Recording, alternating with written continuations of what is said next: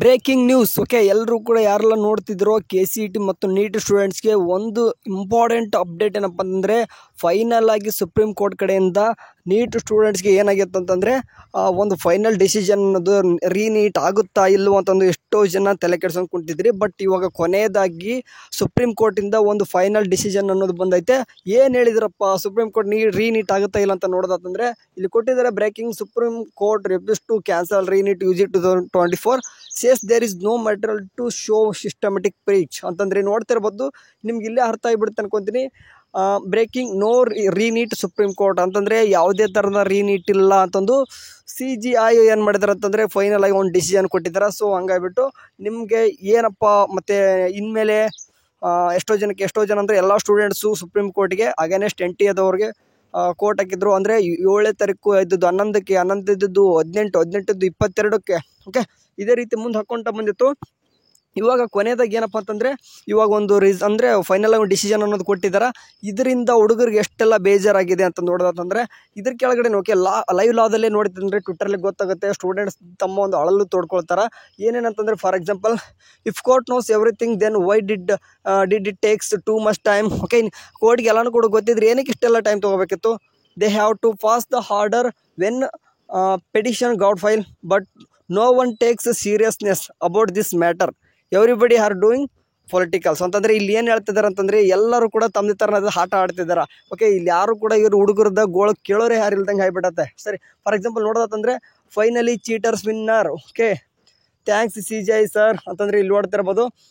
ತಮ್ಮ ಅಂದರೆ ಒಂಥರ ಬೇಜಾರಲ್ಲಿ ಈ ಥರ ಹೇಳ್ಕೊತಿದ್ದಾರೆ ಕೆಲವೊಬ್ಬರು.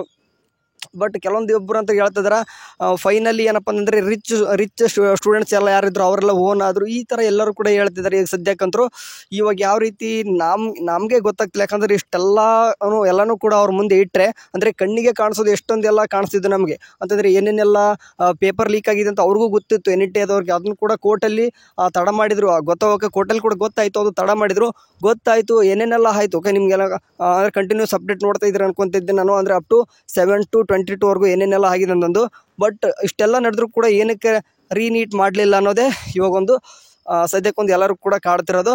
ಇವಾಗ ಏನಪ್ಪ ಅಂತಂದರೆ KCET ಸ್ಟೂಡೆಂಟ್ಸ್ ಬಗ್ಗೆ ಕೂಡ ಮಾತಾಡೋದಂದ್ರೆ ನಮ್ಮ ಕನ್ನಡದಲ್ಲಿ ಇವಾಗೆಲ್ಲನೂ ಕೂಡ ನೀಟ್ ಮುಗೀತು ಅಂದ ತಕ್ಷಣ ಇವಾಗ KCET ಸ್ಟೂಡೆಂಟ್ಸ್ ಏನಪ್ಪ ಅಂದರೆ ಕೌನ್ಸಿಲಿಂಗ್ ಸ್ಟಾರ್ಟ್ ಆಗುತ್ತೆ. ಇದು ಒಂದೇ ಗುಡ್ ನ್ಯೂಸು. ಬಟ್ ನೀವು ಒಂದು ಥಿಂಕ್ ಮಾಡ್ಕೋಬೇಕು, ನೀಟ್ ಸ್ಟೂಡೆಂಟ್ಸ್ದು ನಮ್ಮ ಕರ್ನಾಟಕದಲ್ಲಿ ಅಷ್ಟೇನು ಎಫೆಕ್ಟ್ ಆಗಿಲ್ಲ, ಅದನ್ನ ತಿಳ್ಕೊಬೇಕು. ನಮ್ಮ ಕರ್ನಾಟಕದ ಸ್ಟೂಡೆಂಟ್ಸ್ಗೆ ರೀನೀಟ್ ಆದರೂ ಕೂಡ ನಮಗೇನು ಅಷ್ಟೇನು ಫರಕ್ ಬೀಳ್ತಾ ಇದ್ದಿಲ್ಲ. ಓಕೆ, ನೀಟ್ ಆದರೂ ರೀನೀಟ್ ಆದರೂ ಕೂಡ ನಮ್ಮ ಸ್ಟೂಡೆಂಟ್ಸ್ಗೆ ಅಷ್ಟೇನು ಇದಾಗ್ತಿದ್ದಿಲ್ಲ. ಯಾಕಂತಂದರೆ ನಮ್ಮ ಒಂದು ಕರ್ನಾಟಕದಲ್ಲಿ ಏನಾಗುತ್ತೆ ಅಂತಂದರೆ ಎಲ್ಲನೂ ಕೂಡ ಕೌನ್ಸಿಲಿಂಗ್ ನಡೀತದೆ. ಬಟ್ ಆಲ್ ಇಂಡಿಯಾ ಲೆವೆಲ್ ಕೊಡೋದು ಅಂದರೆ ಆಲ್ ಇಂಡಿಯಾ ಲೆವೆಲ್ ಯಾರೆಲ್ಲ ಸೀಟ್ ತೊಗೋಬೇಕು ಅಂದ್ಕೊಂಡಿದ್ರು ನೋಡ್ರಿ, ಆ ಒಂದು ಸ್ಟೂಡೆಂಟ್ಸ್ಗೆ ಬಹಳ ಸ್ವಲ್ಪ ಇದು ಎಫೆಕ್ಟ್ ಬೀಳ್ತದೆ, ತೀರಾ ಎಫೆಕ್ಟ್ ಬೀಳ್ತದೆ.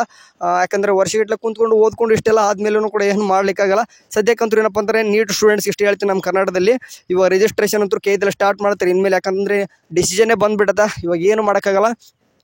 ಬಟ್ ಮುಂದಿನ ವರ್ಷ NTA ಆದವರು ಅಂತಾರೆ ತುಂಬ ಹೆಚ್ಚಿಗೆ ಅಂತ ತೊಗೊಂಡ್ರೆ. ಬಟ್ ನಿಮ್ಮ ಭವಿಷ್ಯ ಏನು ಮಾಡೋಕ್ಕಾಗಲ್ಲ. ಸದ್ಯಕ್ಕೆ ಬಂದಂಗೆ ಹೋಗಬೇಕು. ನಮ್ಮ ಎಜುಕೇಷನ್ ಸಿಸ್ಟಮ್ ಆ ರೀತಿ ಇದೆ ಸದ್ಯಕ್ಕೆ. ಅಂತ ಏನು ಮಾಡ್ತಾರಪ್ಪ ನನಗಂತೂ ನಿಮ್ಗೆ ಏನು ಹೇಳ್ಬೇಕಂತ ನನಗೆ ಗೊತ್ತಾಗ್ತಿಲ್ಲ.